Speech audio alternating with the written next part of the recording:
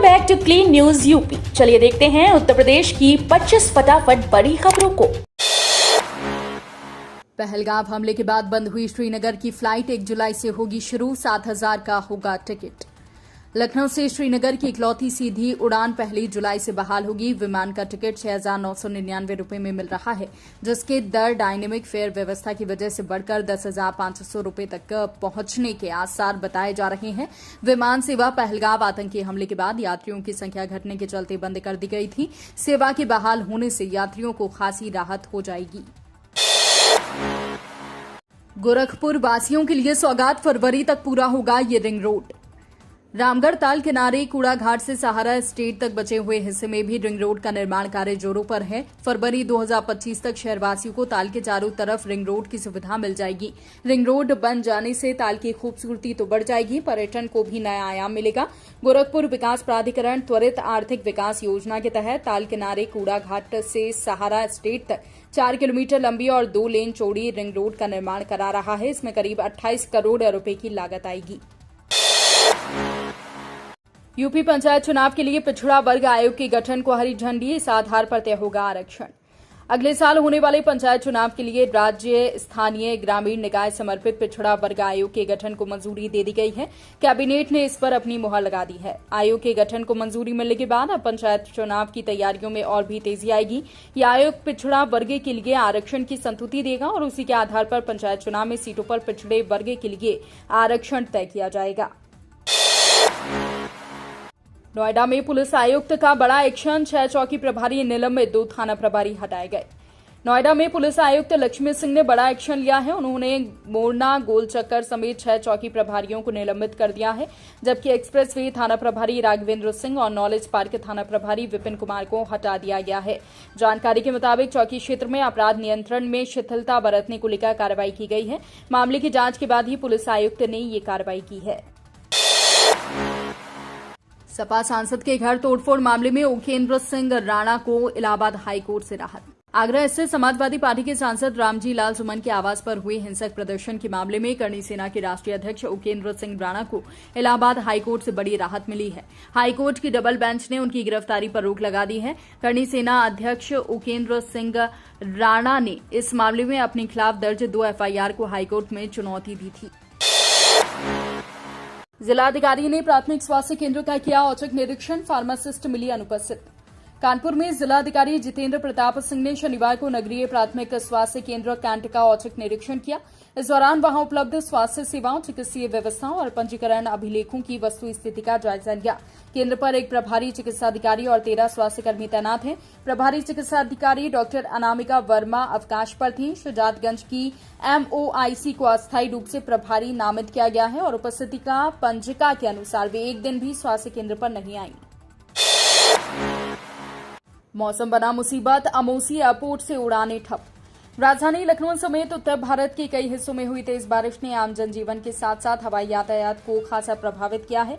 सरोजनी नगर स्थित चौधरी चरण सिंह अंतर्राष्ट्रीय हवाई अड्डे पर विमानों का आवागमन पूरी तरह बाधित हो गया है। भारी बारिश और खराब दृश्यता के कारण टेक ऑफ और लैंडिंग में आई बाधाओं के चलते कुल 4 उड़ानों को रद्द करना पड़ा, जबकि आधा दर्जन से अधिक उड़ानों को विलंब का सामना करना पड़ा। वहीं लगभग 20 उड़ानें 45 मिनट से लेकर 1.5 घंटे तक की देरी से चली। यूजीसी नेट परीक्षा में पहली बार में कर लेंगे पास, बस चुपके से नोट कर लें सीक्रेट टिप्स। यूजीसी नेट परीक्षा में नेगेटिव मार्किंग नहीं की जाती। यूजीसी नेट 2025 परीक्षा की तैयारी के लिए सही योजना बनाना जरूरी है। पेपर 1 के लिए स्टैंडर्ड किताबों और पिछले प्रश्न पत्रों से प्रैक्टिस करें। पेपर 2 के लिए अपने विषय की कोर किताबें और एनटीए यूजीसी नेट सिलेबस पर फोकस करें। नियमित मॉक टेस्ट और टाइम मैनेजमेंट से तैयारी करना आसान होगा। लखनऊ में बनेगी सबसे शानदार आईटी सिटी। तैयार होंगे नए सेक्टर और 5,000 प्लॉट।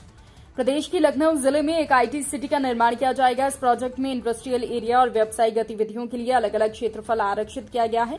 इस परियोजना के तहत 5 गांव में भूमि लैंड पुलिंग के माध्यम से विश्व देने के आवेदन दिए गए हैं। लखनऊ की आईटी सिटी को उस तरह से विकसित किया जाएगा कि वे निजी निवेश को आकर्षित करे।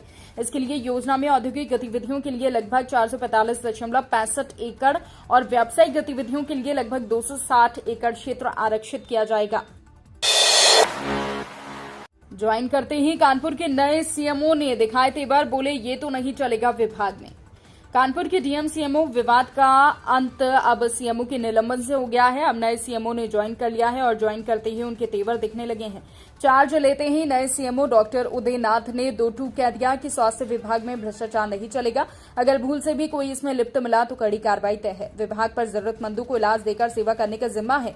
हमें मिलकर इसे और बेहतर तरीके से करना होगा। किसी की मनमानी नहीं चलेगी। विभाग के अफसर या कर्मचारी सबको 100% योगदान देना है। कांवड़ लाने वाले भक्तों के लिए खुशखबरी, यूपी ने इन जगहों से चलेगी साधारण और एसी बसें। कांवड़ लेने के लिए हरिद्वार और ऋषिकेश जाने वाले महादेव के भक्तों को गर्मी नहीं झेलनी पड़ेगी। उनके लिए 50 वातानुकूलित बसों का संचालन भी किया जाएगा। वे अपनी सुविधा के अनुसार एसी बसों से भी सफर कर सकेंगे। इससे कांवड़ लेने जाने वाले भक्तों को काफी राहत मिलेगी। उत्तर प्रदेश राज्य सड़क परिवहन निगम गाजियाबाद रीजन के कौशाम्बी, साहिबाबाद, लोनी, हापुड़, बुलंदशहर, खुर्जा, सिकंदराबाद से कांवड़ लेने जाने वालों के लिए कुल 350 बसों का संचालन करने जा रहा है। काशी, विंध्याचल और अयोध्या के बाद मथुरा वृंदावन की बारी, आजमगढ़ में बोले सीएम योगी। मुख्यमंत्री योगी आदित्यनाथ ने गोरखपुर लिंक एक्सप्रेसवे के लोकार्पण के बाद कहा कि प्रदेश ने विरासत और विकास का अद्भुत समन्वय स्थापित किया है। प्रयागराज में महाकुंभ, अयोध्या में भगवान रामलला का भव्य मंदिर, काशी में भव्य विश्वनाथ धाम, मां विंध्यवासिनी और चित्रकूट धाम का विकसित होना प्रदेश को नई पहचान दिला रहे हैं। अब मथुरा वृंदावन की बारी है और वहां हमारा कार्य प्रारंभ हो चुका है। गोरखपुर के जैतपुर से आजमगढ़ के सलारपुर तक बने 91 किलोमीटर लंबे लिंक एक्सप्रेसवे के दोनों छोर पर मुख्यमंत्री ने इसका लोकार्पण किया। ग्रेटर नोएडा में भूमाफिया पर एक्शन, 400 करोड़ की 2240 बीघा जमीन कब्जा मुक्त कराई।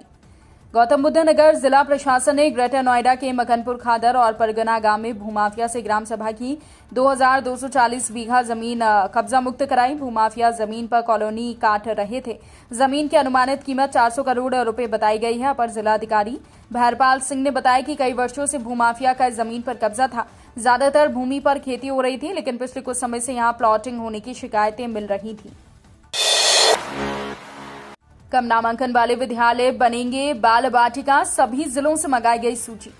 बेसिक शिक्षा विभाग ने शैक्षणिक सत्र में उन विद्यालयों का विलय करने की प्रक्रिया तेज कर दी है जिनमें नामांकन बेहद कम है। खासतौर से जहां कुल छात्र संख्या 50 से भी कम है, ऐसे स्कूलों को पास किसी बेहतर स्कूल में जोड़ा जा रहा है। विभाग का कहना है कि इससे छात्रों को बेहतर शिक्षण माहौल, आधारभूत ढांचा और स्मार्ट क्लास जैसी सुविधाएं मिल सकेंगी। सभी जिलों से ऐसे स्कूलों की सूची मंगाई गई है। अगले 3-4 दिनों में पूरी रिपोर्ट आ जाएगी। फिल्म सिटी के लिए शेष बची हुई जमीन खरीदने का प्रोसेस शुरू, किसानों को मिला 15 दिन का समय। यमुना प्राधिकरण ने फिल्म सिटी के लिए शेष जमीन के क्रय की प्रक्रिया शुरू कर दी है। किसानों से जमीन अधिग्रहण को लेकर 15 दिनों में आपत्ति मांगी गई है। इसके बाद आपत्ति का निस्तारण कर जमीन क्रय की प्रक्रिया शुरू हो जाएगी। फिल्म सिटी के अलावा फिनटेक सिटी व मेडिकल डिवाइस पार्क के लिए भी जमीन अधिग्रहण की जा रही है। यमुना प्राधिकरण ने सेक्टर 21 में फिल्म निर्माता बोनी कपूर की company Bayview Bhutani film city private limited को 230 एकड़ जमीन का आवंटन किया है। यूपी पुलिस के लिए गेम चेंजर मौका, प्रदेश के 8 थानों में बढ़ जाएंगे 25-25 सिपाही। यूपी पुलिस के इतिहास में सबसे बड़ी भर्ती के रूप में 60,244 नवनियुक्त सिपाहियों की ट्रेनिंग शुक्रवार से शुरू हो गई है। ट्रेनिंग पूरी होते ही प्रदेश के सभी थानों में 25-25 सिपाही बढ़ जाएंगे। इन रिक्रूटरों को साइबर क्राइम और आर्टिफिशियल इंटेलिजेंस में निपुण किया जाएगा। इन सिपाहियों को ट्रेनिंग में कोई दिक्कत न हो, इसके लिए डीजीपी राजीव कृष्ण ने शुक्रवार को सभी पुलिस कप्तानों, डीआईजी और आईजी के साथ वीडियो कॉन्फ्रेंसिंग कर समीक्षा बैठक की। राम मंदिर के पुजारियों की भर्ती के लिए एक बार फिर से होगा प्रशिक्षण, आवास के साथ मिलेगी छात्रवृत्ति। राम मंदिर में राम दरबार और शेषावतार सहित 8 मंदिरों की संख्या बढ़ गई है। इसके अलावा अस्थायी मंदिर व कुबेर टीला पर कुबेरेश्वर महादेव को लेकर 10 मंदिर हो चुके हैं। इनमें सप्त मंडपम और गोस्वामी तुलसीदास महाराज के मंदिर को शामिल करें तो ये संख्या 18 हो जाएगी।